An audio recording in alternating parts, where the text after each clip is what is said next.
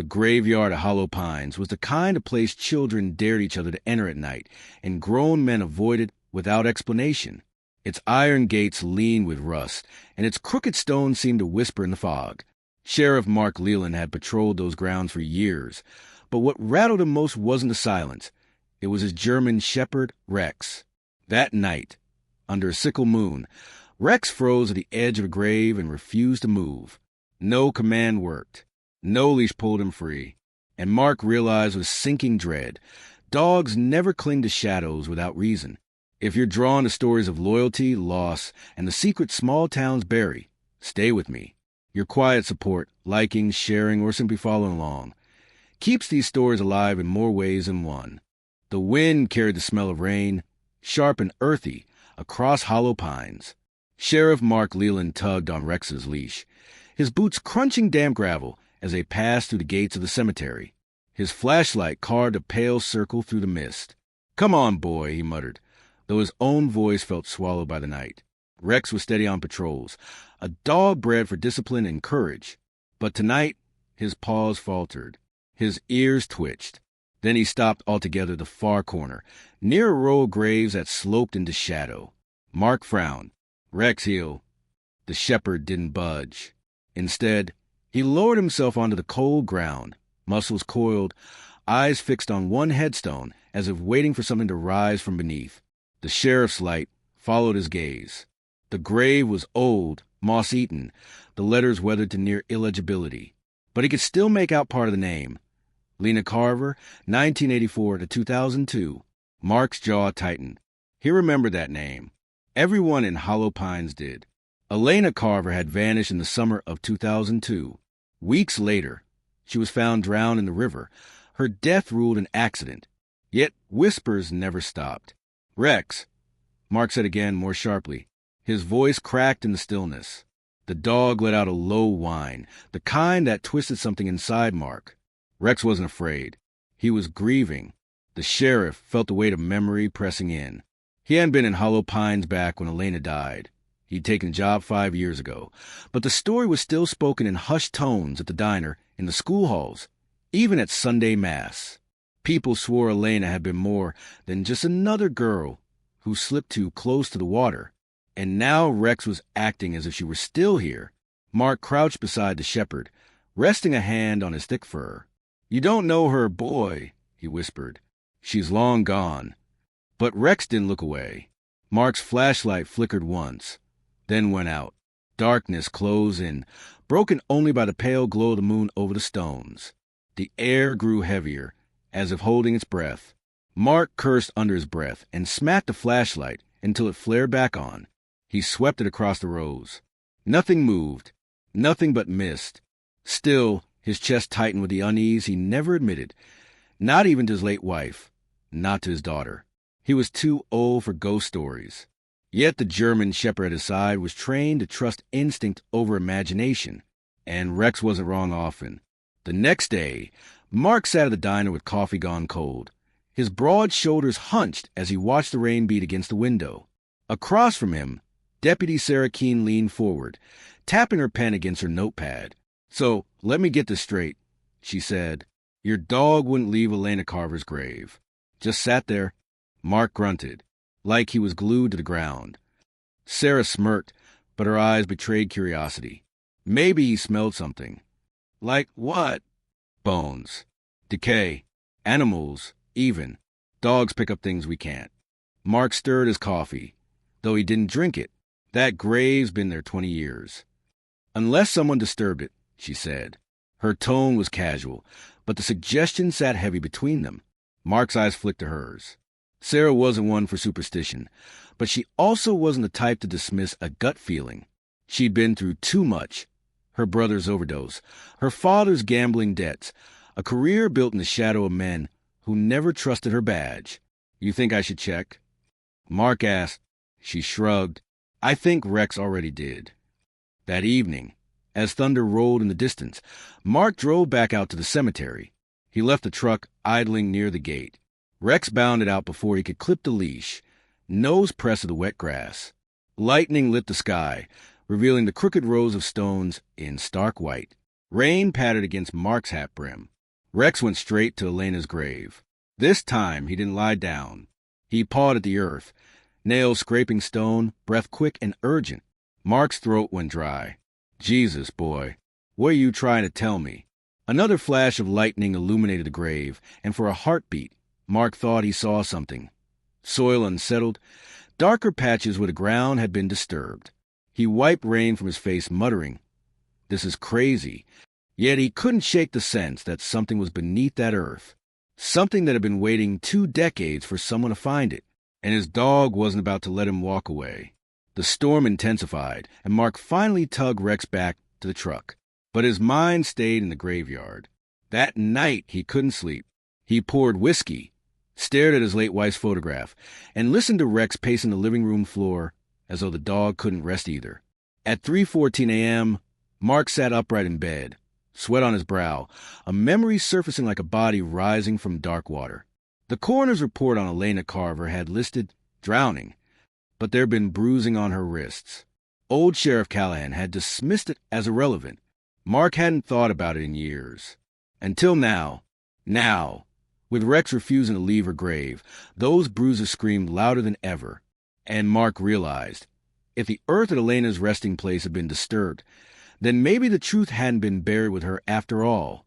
The rain had stopped by morning, leaving the town washed in silver dew. The cemetery glistened in the early light, its stones slick with water, the grass heavy underfoot. Sheriff Mark Leland parked his truck just beyond the gate and sat in silence, Rex panting at his side. Mark rubbed a hand over his jaw, his reflection dim in the windshield. He hadn't told anyone why he was back. Not Sarah, not the mayor, not even the groundskeeper, who usually smoked his mornings away by the tool shed. Some things a man had to do alone. But Rex whined again, pawing at the door. His urgency hadn't dimmed with the storm. "All right," Mark muttered. "We'll take a look. Just us." He fetched a spade from the truck bed and felt the weight of it settle against his palm. He wasn't a gravedigger. He wasn't a man who trespassed where the dead were meant to rest. Yet the image of Elena Carver's name etched in stone, the way Rex had clawed at the earth, he couldn't let it go. Not after those bruises. The ground at Elena's grave was softer than the rest. The soil turned just enough to give. Mark dug carefully, his breath clouding in the morning chill. Each strike of the spade was a betrayal of silence, a violation of sacred ground. Rex circled, ears pricked, pacing like a sentinel. 10 minutes in, the spade hit something hard. Not wood, not stone. Metal. Mark froze. His pulse thudded in his ears. He knelt, brushing the dirt away with trembling hands. A small, rusted box emerged from soil. Not a coffin, not anything official. Something hidden. He pulled it free and sat back, staring at it. The box was no larger than a shoebox, its hinges corroded, its lid bound with a rotting strip of leather. "What the hell is this?" Mark whispered. Rex barked once, sharp, as if demanding he open it. Mark carried the box to the truck, set it on the passenger seat, and drove back to his office without a word. By the time he reached the station, Sarah Keene was already there, flipping through paperwork at her desk. She glanced up, eyes narrowing at the sight of the mud on his boots. "You didn't." Mark didn't answer.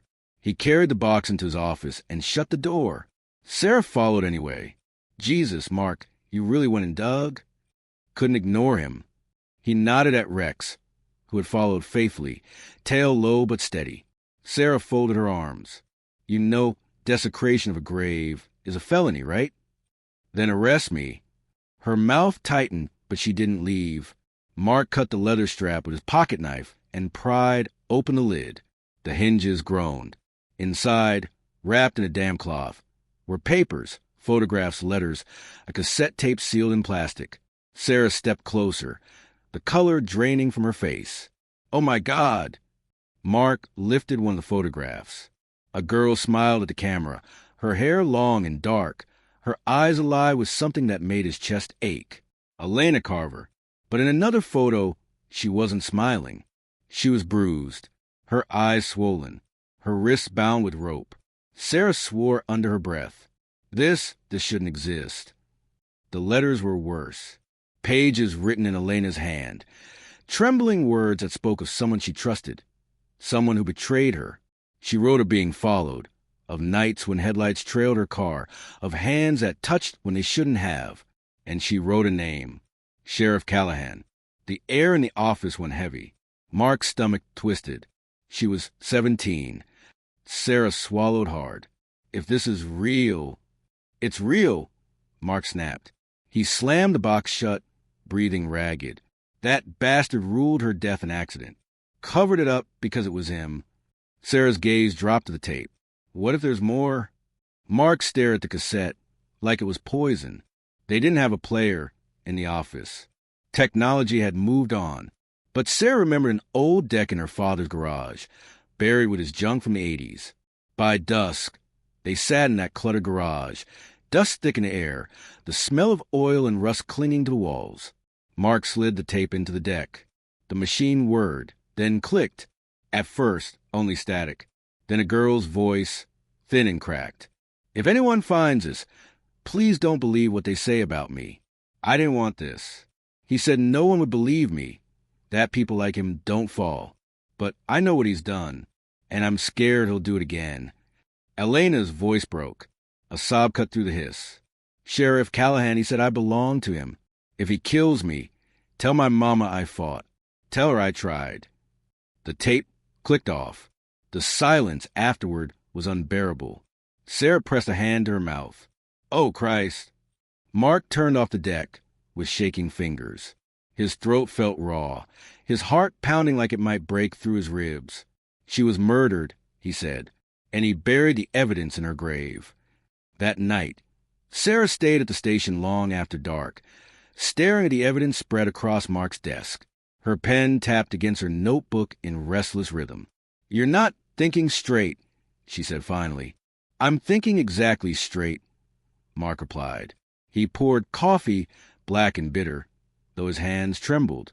Callahan's dead, but his legacy isn't. Half this town still worships the man. If they find out, they'll tear the town apart. Good. Sarah's jaw clenched. Not good. Think, Mark. This doesn't just burn his memory. It burns anyone who knew, anyone who kept quiet.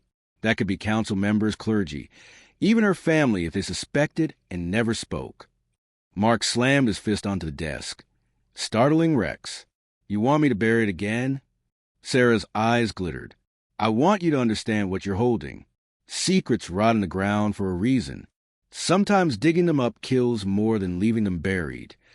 For the first time, Mark wondered if Sarah was warning him or herself. Later, when the station was dark and the rain returned, Mark drove home with Rex in the passenger seat. But halfway there, he noticed headlights trailing him in the rearview mirror. Too close, too steady. He tightened his grip on the wheel. You see that, boy? Rex growled low, a rumble that matched Mark's own dread. The car followed until he turned off the highway into his driveway. Then it slowed, paused, and rolled away into the night. Mark stood on his porch with his shotgun in hand, rain dripping from his hat, watching the taillights vanish. Someone knew, and someone didn't want the truth brought to light.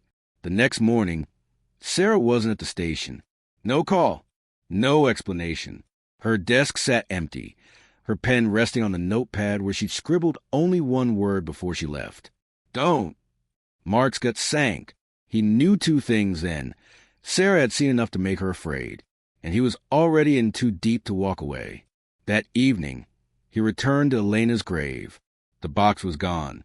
His hands went cold, the damp earth mocking him where the evidence had once lain. Rex whined, circling the disturbed patch of ground, nose frantic. Damn it, Mark whispered, his breath fogged in the dark. They took it. The only thing left was a tape tucked inside his jacket. It was enough to damn the whole town. Enough to damn Sarah if she betrayed him. The graveyard loomed again under a waning moon, its stones pale as bones, the mist crawling low. Mark Leland stood with Rex at his side, raincoat clinging damp to his shoulders. The empty patch of soil where the box had been mocked him. Whoever had taken it wasn't just protecting Callahan's memory. They were protecting themselves. Mark's fingers brushed the cassette in his pocket. The only piece left, His last lifeline to Elena Carver's truth. Rex whined low, circling, ears twitching toward the distant road. Mark felt it too, a hum of presence in the dark.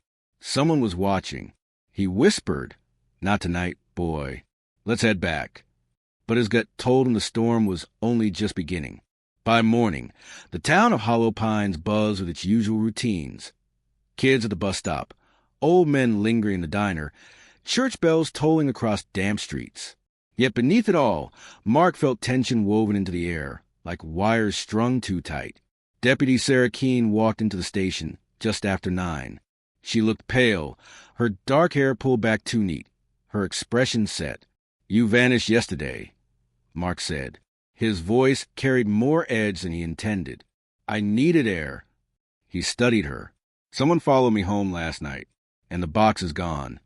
Her eyes flickered, but held. "Gone? You know damn well what I mean." "I don't," she said, but her voice cracked. Mark leaned forward. "If you know something, tell me, before this thing swallows both of us."